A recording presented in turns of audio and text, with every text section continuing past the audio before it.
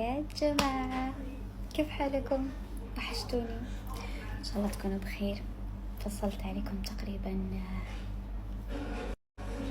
أسبوع من يوم الأحد السابق، فطمنون عليكم، إن شاء الله تكونوا بخير. أنا بالنسبة لي بخير، وجلست أرتب كم حاجة كذا لازم أعملها، وعلشان أنا أصلا بسافر فجلست أرتب خطوات، يعني إيش بعمل، إيش أسوي، إيش بصور، إيش فاهمين؟ عشان كذا غبت. فأنتوا طمنون عليكم، إن شاء الله تكونوا بخير. اليوم رحت عملت سيلف كير، اللي هو عملت لشعري ماسكات، عشان قد لي كثير ما أعمل له، عشان أعمل له في البيت بس ما أعمل له في صالونات. رتبت وجهي، رتبت حواجبي، ما عملت ظافري لأنه حابة اللون هذا ما غيرتوش. أيوة قصيت طرف شعري، وعملت جلسة تقصيف اللي هو يقصون من الشعر كامل، اللي هو كل الشعر المتقصف يقصه. فكرت اني اصبغ لون، كان في عاجبني اللون صيفي اشقر كذا، بعدين قلت خليها لما اشاركها معكم. كيف تشوفوا، اصبغ ولا لا؟ يعني انتوا تقريبا عادكم تعودتوا اصلا علي بشعري لكم فترة، يعني 6 أو 7 شهور، فهل اغير لون ولا لا؟ انا عاجبني اللون بس مترددة شوية، تقريبا لي 2.5 ما عملتش صبغة خالص. فايش رايكم، اصبغ ولا لا؟ ايش اصبغ؟ اشقر، مش اشقر حق العرايس 2007، لا، اشقر خصلات اللي هو يناسب لون بشرتي. طبعا هو الصالون هذا اللي انا اروحه المختص فيه هو قال لي ايش الدرجة اللي بتناسب وكلمني، بس انا قلت بقى اقول لكم انتم برضه. طبعا أنا من الناس اللي فقدت الشغف إنها تفتح الهدايا، بتجيلي هدايا كثيرة والله يا جماعة إني أخليها في الدولاب لفترة، أحيانا أنسى إن في هدايا والله. ففي من ضمنهم حاجة، شوفوا بوريكم، اللي فوق كله ده هدايا كله مع بعض حاجات، يعني في منهن مخاور، في منهن حاجات أفتحهن بس أفقد الشغف. بس الهدية الوحيدة اللي مستحيل أفقد شغفها ولازم إني أفتحها، هي وصلتني قبل يومين، بس كنت مشغولة بكذا حاجة، قلت لازم أفتحها معاكم لأنه مستحيل ما أفتحهاش معاكم.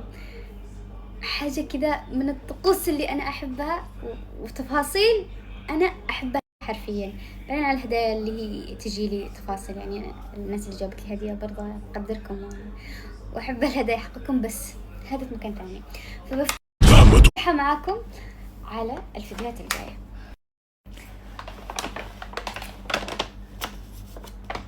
واضح من الشنطة من الكيس، واضح الهدايا شمعة يا جماعة. أنا من الناس اللي لازم أشغل كل يوم، لازم أشغل شمعة، يعني أدخل الله يكرمكم أتروش لازم أشغل شمعة وأشغل ميوزك وهذه الحاجة الطقوس. أجي هنا أعمل سكين كير لازم أشغل شمعة، لازم بشكل مستمر. أحب الشمع موت، خصوصا لما تكون بريحة تعطيك طاقة إيجابية وأحس كذا بهدوء واستكنان. الله، فكادي اليوم جابت لي، هي جابت لي قبل يومين البوكس الشموع، بس اليوم بفتحه معاكم. هي قالت لي لا تفتحيش إلا فيديو علشان أشوف ردة فعلك، فأنا بشوف معاكم. نفتح الكيس الأول.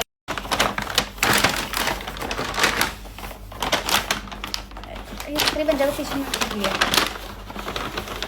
أكلها الأصوات هذه. بسم الله. هذه الشمعة حق سطح القمر صح؟ الله، شوفوا كرم، شوف ماما ايش هذا؟ هذا شمعة هي أنا شفتها عندها في الريل اللي هي سطح القمر. لحظة شو ريحتها؟ هذه بالقرفة،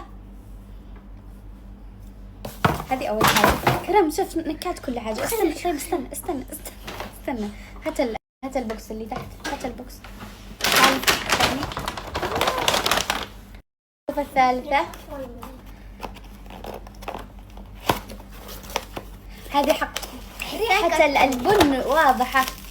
شمعة القهوة والله شمعة. الله، البنت يا جماعة مبدعة بشكل حط ما عليها ثلج. تتخيلوها. فيها ثلج. ايوه هذه اللي تذكر اللي شفنا الريل. كرم شاف الريل معايا.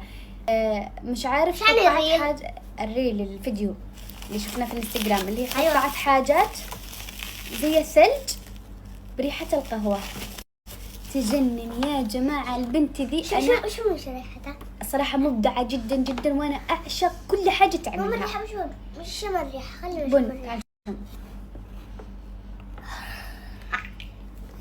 هذه تمام. هذه ما بشغلهاش أبدا، بخليها كذا. ماما ماما شوفي. أنا خليها ترجع تعمل لك حاجة باللي أنت تحبهم. أي شيء. تعال نفتح الكيس الثاني. ما نشيل لون من الثلج. الكيس الثاني نفتحه مع بعض. أنا معك.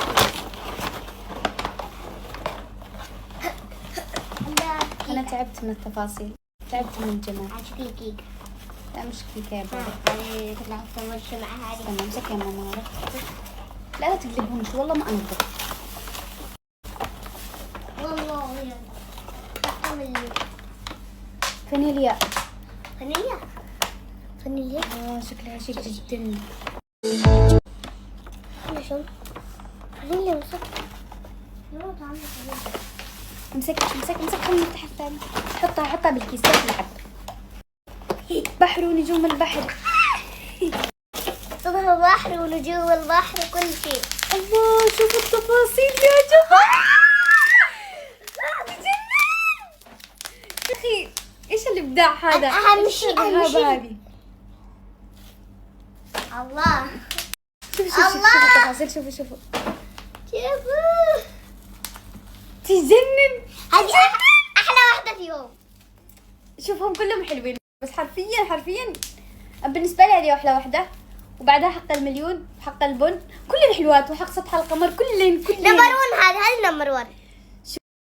شكرا جدا جدا لك يا ماما كادي. اعملي لي واحدة باللون. اعملي الكرم واحدة باللون البنفسجي. خلاص تعمل لي كرم واحدة باللون البنفسجي.